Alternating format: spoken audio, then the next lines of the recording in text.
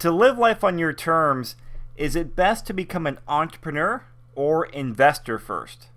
Chris Lopez with Anti-Suit Entrepreneur. And the reason I picked this topic is because the last few weeks or so, I've had some friends of friends start asking this question and even going to some seminars to learn about stock investing and real estate investing. And currently they're working jobs and they want to get out of their job, get out of relying on a paycheck, and be able to make their own money and become self-sufficient financially.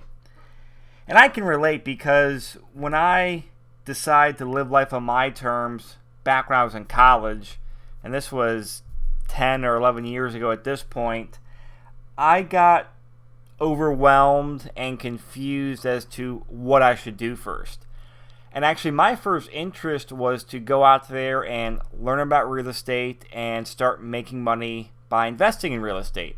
I had read a few books and heard quite a few conference calls and seminars and all the different things out there about using no money or very little money or other people's money to go out there and invest in real estate. And to me, it sounded great. I was a sophomore, junior in college. Had maybe $2,000 in my checking and savings account, and that was it. So I said, hey, this is what I can start doing to start making some money. Well, as I started actually going out there and talking with people and trying to figure out things, I realized it wasn't that simple to go out there and buy real estate when you had no knowledge and no money. So the next thing I looked at was stock trading. And that I did not pursue very much because as I started reading more and talking with people, a lot of people were still hung over from the dot-com bubble and crash in the early 2000s. So a lot of people were just talking about how bad stocks were. So that scared me away pretty quick. And then the third thing I started looking into was starting a business. And the reason I looked at that next is because I realized, okay, all these people made a bunch of money in the dot-com bubble. Not the stock investors, but the people who owned the company and worked at the company all made a bunch of money. Why can't I do that? The internet's new. I can make money at it too. I'm a smart guy. So that train of thought is what took me to learning more about starting my own business, learning how the internet works, and going down that path. And the reason I committed resources and decided to go down there was in large part because I didn't need a whole lot of money to start. I started with a few $100s initially. I ended up putting in more money, but that was after I started getting some results and a return on my time on what I put in so far.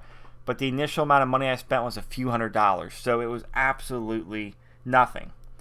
Now, I won't go into all the details that I did for that business and how I became a successful entrepreneur. That's in the Anti-Suit book. So if you haven't read that, go grab it. Reason one, it takes money to make money when it comes to investing. Now, I have not tried every technique or method out there that's been promoted on, investing in real estate with no money down. But the ones I've looked at, and when I've talked to other people who have purchased those courses and pursued that, people have never gotten good results or they've never been able to go out there and do it. I remember my own experience when I was trying to start investing in real estate with $2,000 in my bank account or whatever. I was getting nowhere. And so as I started learning more information about how I could do this, well, the next step that I needed to do for my education, beyond reading a book or going to an introductory seminar, was to go out there and purchase a big consulting package or a big education package. And some of these, I think the lowest started at, I want to say $3,000, and I've seen some go up to as much as $15,000 since then. This is for the deluxe package that'll teach everything. Well, even on the low scale, $3,000, $4,000, or $5,000 for someone with no or little money to invest in real estate, $3,000 or $4,000 or $5,000 is a lot of freaking money. And when I realized that, I said, I can't afford this. Plus, if I were to spend the money I had on this course, I would have absolutely $0 to do anything else. This doesn't make any sense.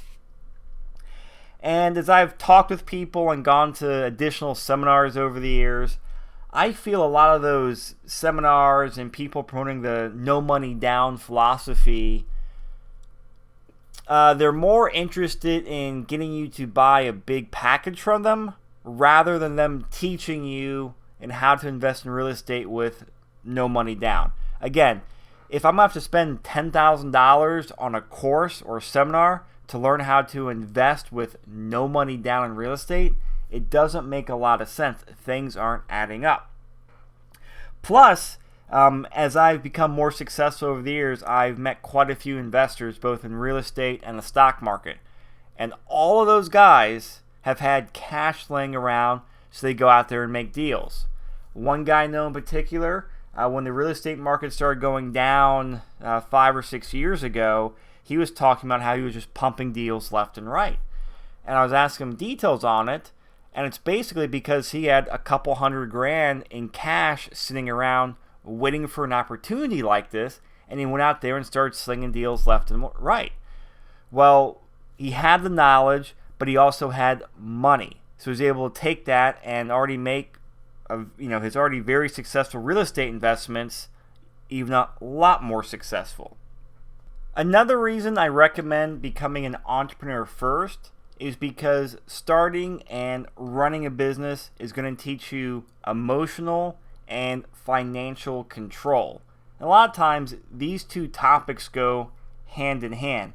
And I can tell you without a doubt that I'm a different person, a night and day difference from who I am today and who I was 10 years ago when it comes to financial discipline, emotional control, and being able to make good decisions under pressure and stress. And if you've ever traded stocks before, or maybe have done gambling, which is similar in some ways, you know the feeling you get when you bet money and your nerves get worked up, you get the adrenaline pumping, and sometimes the landscape starts going against you. Like a few years ago, I started getting into stock trading and currency trading. And I remember trading stocks. I would buy a stock or get into a trade, and the trade would start going against me, meaning it would go the wrong direction and I would start losing money. And my emotions kicked up, my adrenaline kicked up, but since I developed that emotional control and the financial control, I didn't go off my game plan. I didn't go out there and make a silly decision or, make it even worse by doing more of a bad thing.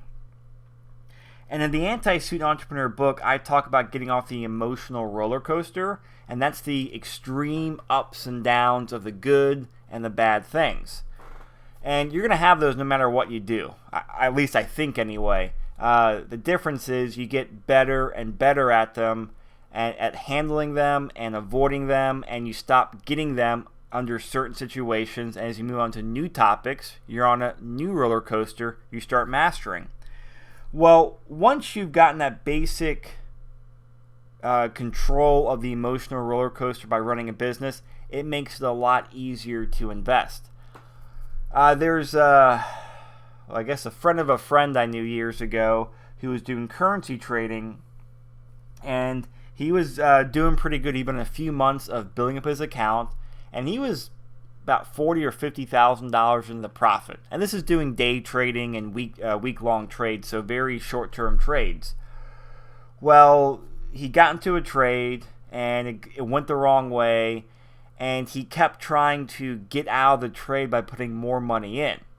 Well, he ended up blowing up his account, which, he lost all of his money in a matter of 2 days because he got so worked up emotionally and didn't have that financial discipline that his emotions started controlling him. He started getting worried, and he started doing things that went against what he knew, went against his sound advice.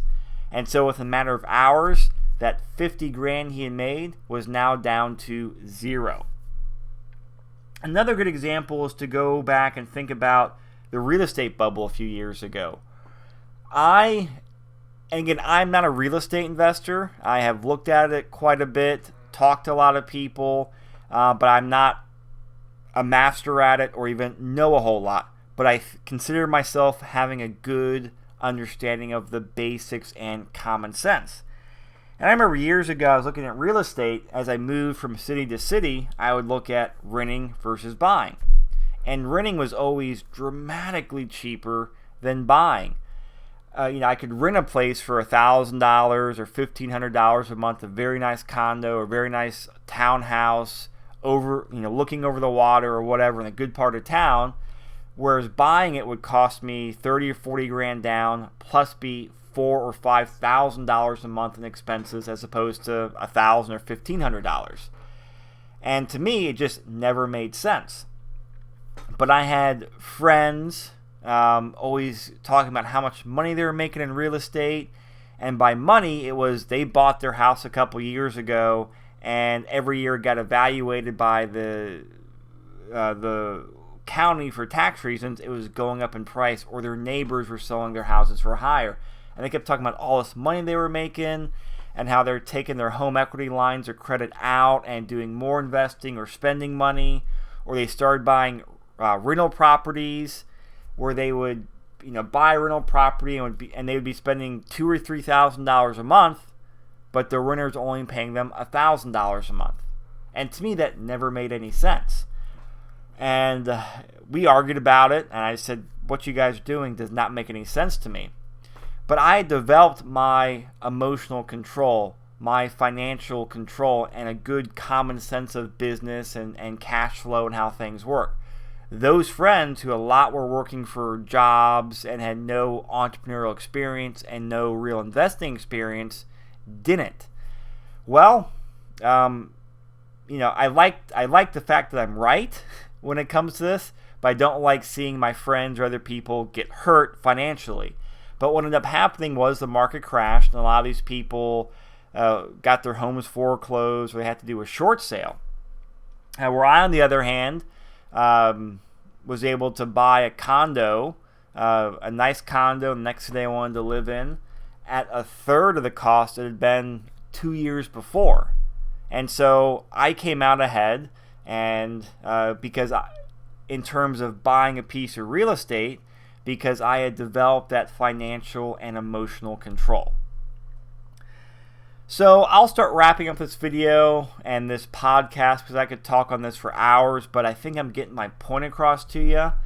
So if you're trying to figure out ways to live life on your terms and get out of the job, or escape the rat race, to use a common phrase, make sure you look at starting a business and becoming an entrepreneur and weigh it with becoming an investor, and go back and listen to the points I made. Because I truly think that anyone who becomes an entrepreneur first will have a much better set of skills, money skills, business skills, sales skills, communication skills, and control of their finances and emotional skills that will help them tremendously in investing. Now, just because you're a good entrepreneur, does that guarantee you're a good investor? No, it doesn't. Can you become a good investor by not being an entrepreneur first? Yes, you can. But from my own experience, and then watching people, studying people, and talking with people, I would say the vast majority of people become entrepreneurs first and then investors second.